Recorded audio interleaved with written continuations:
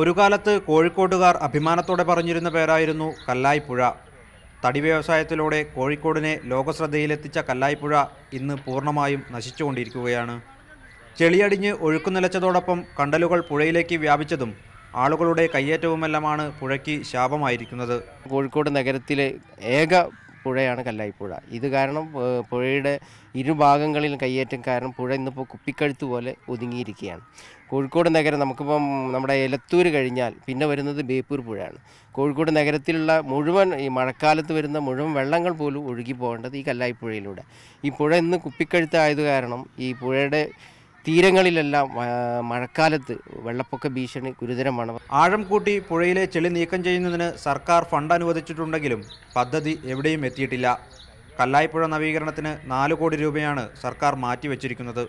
ഓരോ വർഷവും തുക വർദ്ധിപ്പിക്കുന്നുണ്ടെങ്കിലും പദ്ധതി ഏറ്റെടുക്കാൻ ആളില്ലെന്നാണ് ബന്ധപ്പെട്ടവർ പറയുന്നത്. ചെളിയടിഞ്ഞ് പുഴയുടെ ആഴം കുറഞ്ഞതിനാൽ തടി വെള്ളത്തിൽ താഴ്ത്താൻ കഴിയാതെ മരവ്യവസായികളും ഏറെ ബുദ്ധിമുട്ട് അനുഭവിക്കുന്നു. ക്യാമറ പേഴ്സൺ ദിലീപിനൊപ്പം KB അരുൺ, മീഡിയ 1, കോഴിക്കോട്.